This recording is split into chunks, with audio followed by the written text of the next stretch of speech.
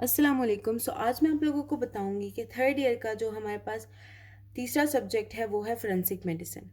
ठीक है, वो हमने किस तरह से पढ़ना है।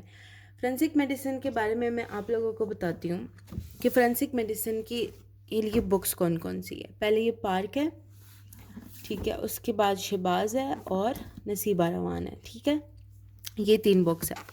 अब पहले मैं आप लोगों को जनरल इंट्रोडक्शन देती हूँ फोरेंसिक मेडिसिन होती क्या है। फोरेंसिक मेडिसिन, अब जिसने सीआईडी देखी होगी बचपन में उसको थोड़ा बहुत फिर भी आइडिया होगा। फोरेंसिक मेडिसिन में ना हम जो हमारा लॉ का नॉलेज होता है ना वो हम मेडिसिन में अप्लाई करते हैं या मेडिसिन का नॉलेज लॉ में अप्लाई करते हैं। ठीक है, यानी कि जो लॉ मेडिसिन पे अप्लाई हो रहा है वो चीज़ें हम पढ़ते हैं। ठीक है, अब फॉर एग्ज़ाम्पल प्लेन क्रैश हो गया, ठीक है, तो उसमें हम देखते हैं कि कोई मर गया है, ठीक है, तो उसकी आइडेंटिफिकेशन जो करनी होती है ना वो फोरेंसिक वाले करते हैं। इसी तरह इसी तरह के और ज़्यादा केसेस होते हैं। अगर कोई मतलब हॉस्पिटल में मर गया है, ठीक है, और उसकी फैमिली ब्लेम कर रही है कि ये तो ठीक था, आप लोगों ने मार दिया, ऑल एंड दैट, तो उसके लिए फिर उसकी जो कॉज ऑफ डेथ होती है ना उसको आइडेंटिफाई करने के लिए ऑटोप्सी करते हैं, तो वो भी फोरेंसिक मेडिसिन करती है। इसी तरह फोरेंसिक मेडिसिन का जो स्टार्ट वाला होता है ना इंट्रोडक्शन, उसमें हम पढ़ते हैं कि एक डॉक्टर की क्या ड्यूटी होती है इन लॉ, और अगर वो मतलब कोई प्रोफेशनली कोई ऐसा काम करता है जो उसके प्रोफेशन में नहीं करना चाहिए उसको, ठीक है, अगेंस्ट इज़ और हर प्रोफेशन, तो उसकी क्या क्या सज़ाएं होंगी, क्या क्या मतलब पनिशमेंट्स होंगी, सारी वो हम पढ़ते हैं फोरेंसिक मेडिसिन में। मज़ा आता है इसको पढ़ने में। ठीक है, और हम पढ़ते हैं कि यार किसी को फायर लगा है तो कितने डिस्टेंस से लगा है, किस तरह लगा है, कौन सी गन से लगा है, ये भी पढ़ते हैं, इंजरीज और सारा कुछ हम पढ़ते होते हैं।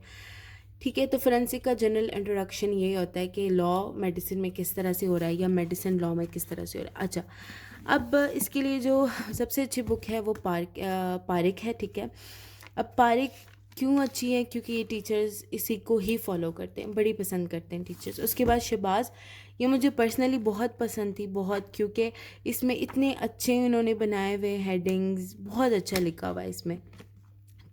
उसके बाद ये फोरेंसिक मेडिसिन है नसीबा रवान। ठीक है, इसमें से अब पाकिस्तान के जो स्टूडेंट्स होंगे ना वो इसमें से सिर्फ लॉ करेंगे। ठीक है, जो पाकिस्तान के लॉज है वो हम इसी बुक से करते हैं। ठीक है, क्योंकि जो पारिक है वो है इंडियन लॉ, तो हम वो नहीं पढ़ते लॉ के लिए, हम पढ़ते हैं ये वाली, ठीक है, नसीबा रवान।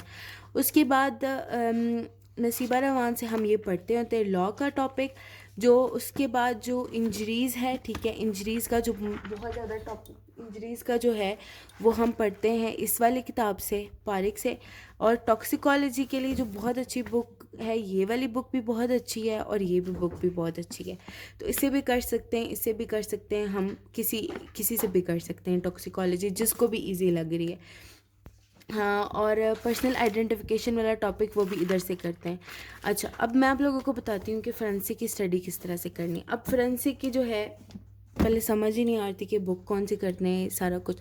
सबसे पहले जो लेक्चर नोट्स होते हैं ना उनको देखना है कि जो हर एक कॉलेज का अपना होता है कि कौन सा टीचर क्या पढ़ा रहा है।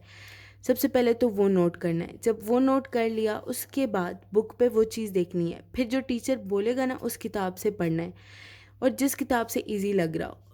बेहतर यही है कि फोरेंसिक के नोट्स बना लिए जाएं, क्योंकि एट द एंड नोट्स ही इसके काम आते हैं। 3 बुक्स होती है और सिलेबस भी इतना डिस्पर्स हो जाता है कि मैं प्रेफर करूँगी कि आप लोग नोट्स बना लो। नोट्स जिसको नहीं बनाने, जिसको मेरी तरह मौत पड़ती है नोट्स बनाने से, वो ऐसे करें कि फिर वो पारिक पढ़ ले। ठीक है, पारी के टेबल्स आते होते हैं, टीचर्स बहुत पता नहीं क्यों उसको बहुत पसंद करते हैं, शायद बहुत अच्छी किताब है इसलिए। अच्छा जी, उसकी लेकिन इसमें इतनी समरीज़ की फॉर्म में बना हुआ है, लेकिन अगर कोई पढ़ना चाहे तो इससे कॉन्सेप्ट्स बहुत अच्छे बिल्डअप होते हैं। जो कॉन्सेप्ट्स के लिए है वो पारिक पढ़ें। पढ़ने का तरीका यही है कि मतलब जो लेक्चर में पढ़ाए जाए घर आके उसको एक बार बुक से अच्छे से रीड करना है। इसी तरह जैसे मैं पढ़ती होती थी, इंपॉर्टेंट चीज़ों को हाईलाइट करना है, जो अनइम्पॉर्टेंट है उनको कट डाउन कर देना है, जो जो टॉपिक टीचर्स ने छुड़वा दिए हैं ना वो तो छोड़ना ही छोड़ना है। ठीक है, अब जैसे बहुत इंपॉर्टेंट कोई बात होती थी पॉइजन्स में। अब पॉइजन्स में ना क्या होता था कि इंपॉर्टेंट कोई 1-2 पॉइंट एमसीक्यूज़ में आते थे, तो मैं इधर इस तरह लिख लेती थी, ठीक है, फ़्लो चार्ट्स इस तरह बना लिया करो। और बाकी मैं थोड़े बहुत ना फोरेंसिक के नोट्स पढ़ और बना लेती थी। फॉर एग्जांपल अब पूरा फास्फोरस पढ़ लिया, अब मुझे पता चल गया कि इसमें क्या क्या इंपॉर्टेंट पॉइंट है। फॉर एग्जांपल इसका ये फीचर डोज और फेटल पीरियड, ठीक है, कोई पॉइजनिंग में कोई इंपॉर्टेंट साइन वगैरह, ठीक है। तो वो अब जैसे ट्रीटमेंट में कोई कॉन्ट्राइंडिकेशन है, ये इसका है, क्रॉनिक पॉइजनिंग में क्या साइन है, तो ये अलग से लिख देना। इसी तरह हर टॉपिक के जो इंपॉर्टेंट पॉइंट्स हैं, क्योंकि एमसीक्यूज़ इसी तरह होते हैं, आगे सारा एमसीक्यूज़ है, तो इंपॉर्टेंट पॉइंट्स अलग करके छोटे पेज पे थोड़े बहुत नोट्स बना के कि यार ये नोट्स है, ठीक है, मैंने ये पढ़ना है बाद में। बाकी पारिक अच्छी बुक है, लॉ के लिए नसीबा रवान शहबाज अच्छी है, बट टीचर्स नहीं मानते तो फिर ज़ाहिर है पारिक ही पढ़नी पड़ेगी। आई होप आप लोगों के लिए ये वीडियो हेल्पफुल रही हो। अगर कोई भी क्वेश्चन हो तो आप लोग मुझसे पूछ सकते हैं। Thank you so much. Video अच्छी लगी हो तो please like share and subscribe my channel.